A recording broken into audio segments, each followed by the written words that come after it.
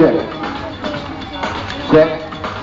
Hi there guys, good afternoon to everyone. Welcome to Aquatica. By the way, my name is Ivan and this is my friend, one of the youngest and smartest South American sea lions that we have.